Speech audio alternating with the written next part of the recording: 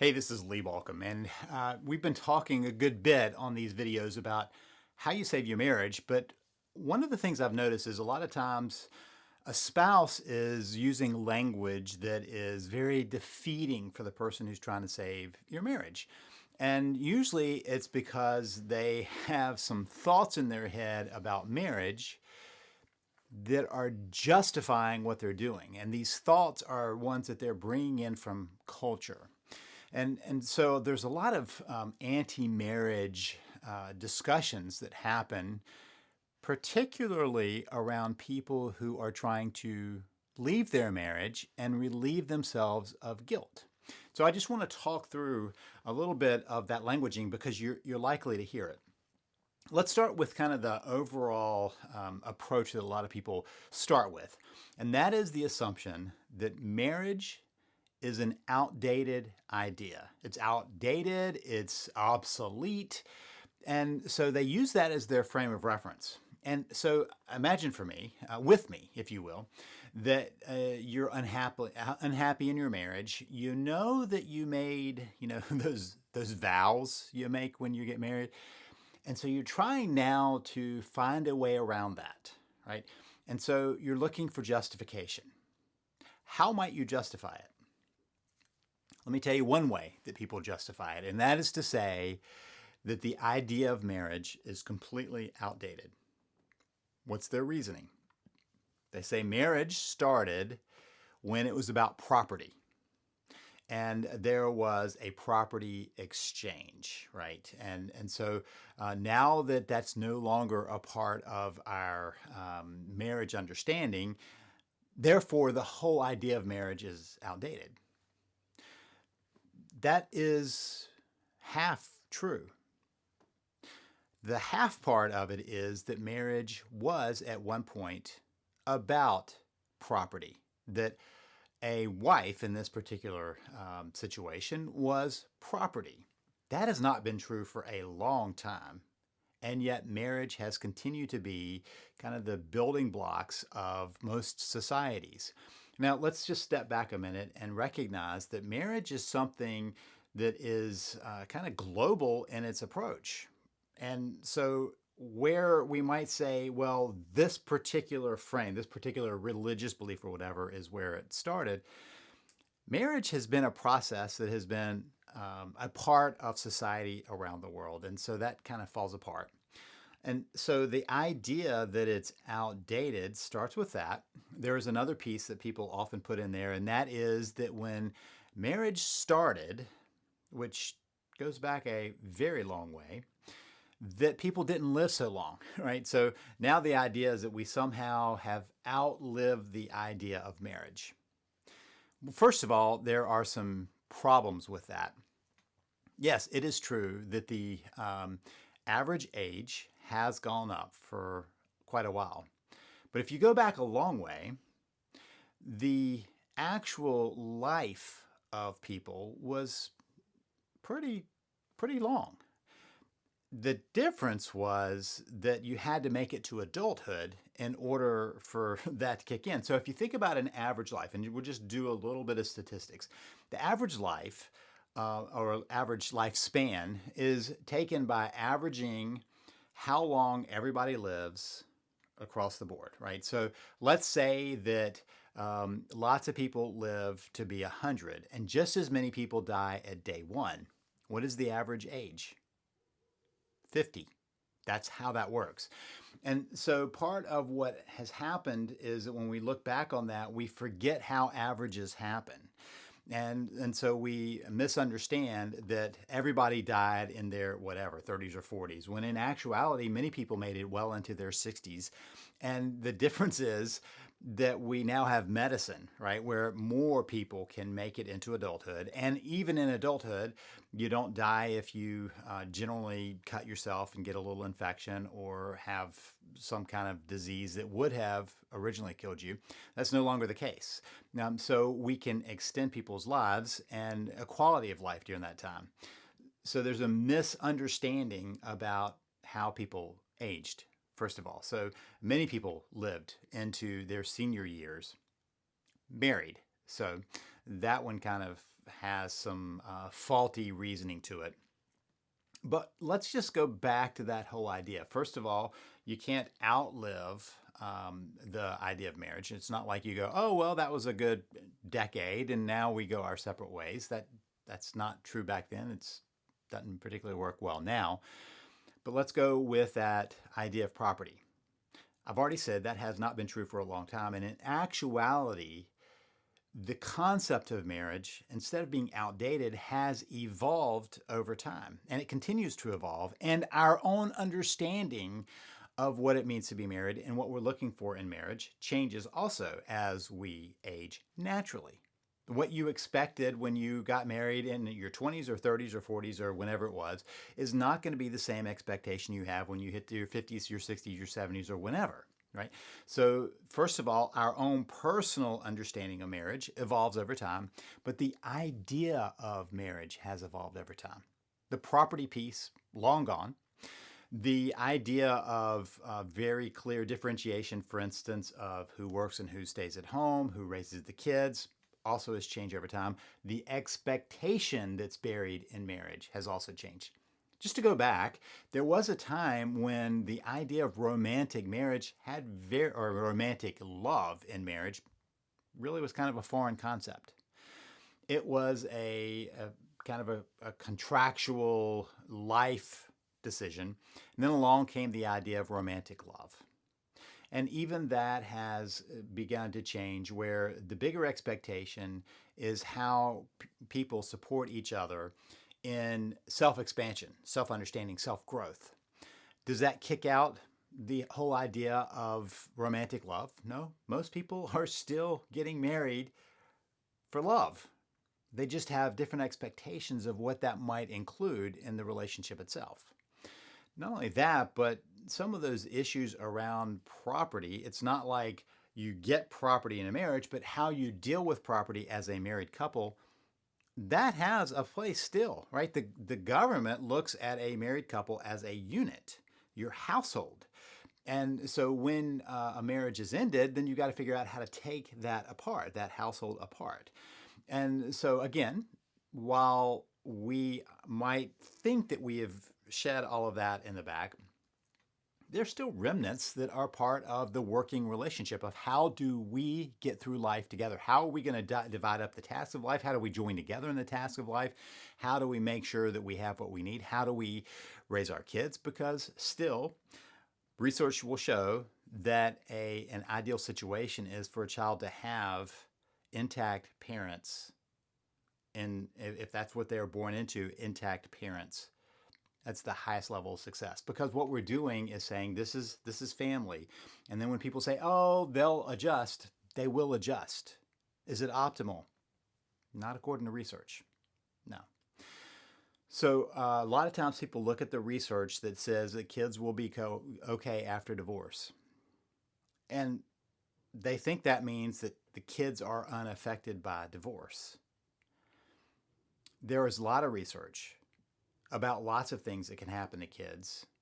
And with the right supportive, loving environment, they'll be okay. Did it change? Did it alter their future?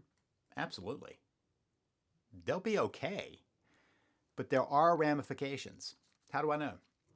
Well, for years, I did premarital counseling work for people who are getting ready to get married. And what I realized is that when their parents divorced, it changed what they thought about marriage. And it changed how they thought about getting married, about how they enter into that relationship. Now, the statistics are pretty clear these days that people are waiting longer to get married. People have a more clear expectation of what to get out of marriage, and that's going to show up in our statistics down the road. So is the idea outdated? No, it's not. What people want to do is justify that. So when people come to me and say, oh, it's just this whole idea of marriage was outdated and I shouldn't have done this in the first place, they are looking for a justification for how to exit, how to get out without feeling bad about it. They have to find a reason. It's the off-ramp, right? So if your marriage is a pledge to love each other, to honor each other, to respect each other for the rest of your life, no matter what those days bring, and you're headed down, and then you go, I don't know what to do about this. We're having a problem, and I'm not sure I want to work through it. I need an off-ramp. What would be an off-ramp? Let me find somebody who supports the view that this really meant to end. And so there's languaging that has now come out of that. I've heard it over and over lately. And so if you hear this language, you know where this comes from. When a spouse says, our marriage is complete. We've completed our marriage. Our marriage is complete. And I am poking a little fun at that because what they're basically saying is that we've wrapped it up, right? The marriage has ended its usefulness. It's complete. We've closed it down. What I've realized is in reality, their relationship is incomplete. The issues in their marriage are incomplete. They haven't gotten to the place where they have found a way to move forward. And so once again, they have to find a rationale. The off-ramp, oh, it's complete, right? We've made this journey as far as we can. It's complete. And yet the reason they're getting married is because they have issues and problems and disconnection that they don't know how to work through. And instead of going, hey, let's find a way of working through this. Let's figure out a better path to get on a more scenic view of this, to take the better road to this. They're looking for the off-ramp. That's where that comes from. Now, who can we thank for that? Well, we can thank a lot of authors and experts in relationships that want to create that off-ramp for people. And so you may have remember, was it 2014 or so, Gwyneth Paltrow came out with her idea of conscious uncoupling that she was using from a book. Now, the person who wrote the book, I don't know anything about. I do know the book. And what struck me as I read the book is that book actually isn't a bad process to get back into the relationship. Not to consciously uncouple, but how about consciously recoupling? Let me tell you what these 5 steps are, just so you understand what's behind that and why they don't have to end in uncoupling or divorcing. The first one is about finding emotional freedom. Letting go of the hurts, letting go of the pain, letting go of what's happened in the past in the relationship. That's called forgiveness and responsibility. Apologizing and taking responsibility for the actions you took. That's a part of that finding emotional freedom. And so is forgiveness. That doesn't require you to leave. We can choose to forgive at any point in time and clear out the junk of the relationship, because one of the pieces of forgiveness is understanding the whole platform that's behind that. What's all involved in that. And most couples are involved in a dance where hurt begets hurt, which begets hurt, which begets hurt. And instead of unwinding that and saying, we're in a hurtful dance, let's change our dance, many people go, oh, I'm out. I give up. I walk away. In spite of the damage that happens in divorce. Because one of the things that people usually underestimate is how painful divorce is, how hard it is on 3 direct generations, 1 generation indirectly, as I've talked about before, how hard it is on finances, on emotions, on future happiness. I mean, there are some substantial impacts that people underestimate or just put under the rug there, right? We'll just brush it under. So the number one step of uncoupling, or let's just call it the number 1 step that she names, is find emotional freedom. I think that's a great first step in getting to a better place in your marriage without uncoupling. So number 1, find emotional freedom. Forgive. Move forward. If you're going to use this process to uncouple, you might use it to recouple. Number 1, find emotional freedom. Number 2, reclaim your power and your life. That's good in a marriage. If you feel like you've given up your personal power and understanding, in order to step into a healthy relationship, you do need to reclaim that and your life, but you can do it as a life together instead of having all the issues that have come up to say, I need to build my life, our life, let's make this whole. So reclaiming your power, I'm all about that. If you have lost your power, you're already off course, but you don't have to divorce to find your power or your life. You can build that and have a great one. Number 3, break the pattern and heal your heart. I have a whole system of how to break the pattern and heal the connection. It's no different. I absolutely agree that there are patterns in place for hurting marriages that need to be changed. You just don't have to divorce to do it.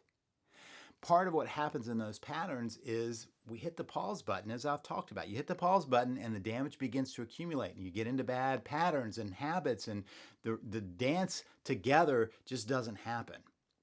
You can break that and change that at any point, and it doesn't require uncoupling or divorcing to do that.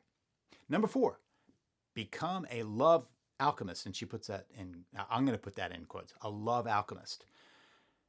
Make things about love. Don't make things about anger and hurt, disconnection.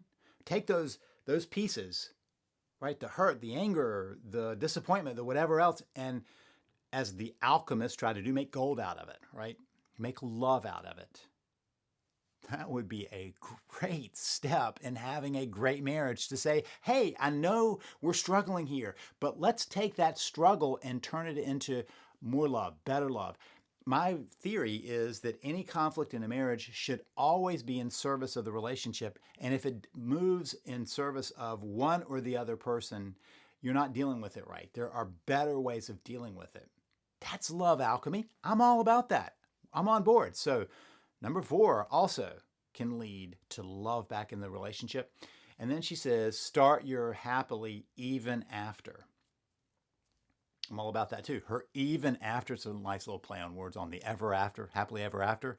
It's a nice little play on words, but guess what? You can do that even after a marriage crisis. You can find your happiness in the relationship. You can find happiness together. You can find connection and love. What does that mean? 5 great steps, but 5 steps that are not necessarily about conscious uncoupling. They can be conscious recoupling, and I'm all about that. So if you're hearing this language from a spouse about how love is outdated or marriage is outdated or obsolete, it's not. It still has relevance. I don't see where that's going to change. Our expectations going into it, we might need to be clear about. And as people are being a little more maturity coming into a marriage, they're already having that. So we need to catch on board if you haven't done that in the past. That doesn't make it obsolete, right? It's not complete. Imagine you at some point you say to your bank, you've got a 30-year loan on your house, and you go, I'm thinking this is complete. I'm good with that. I feel like I've made enough payments. It's complete. That's probably not going to go very far before you're in trouble. And I use that even though there is even a limit on that idea, that mortgage. You don't do that in many other areas in life that matter. I wouldn't say to my kids, well, I think this is complete. Are they older and do they take on more responsibility and do I have less day to day? Absolutely, but it's not complete. Those relationships don't last. I wouldn't say to an important people that are going to stay in my life, well, I think this is complete. Some people I may say, okay, I've had enough of that relationship, but not one I've committed to. The vows of marriage are pretty clear. It doesn't say until we're complete. It says until death do us part. Why? Because of the real pain, because of the real injury that comes from divorce that people underestimate.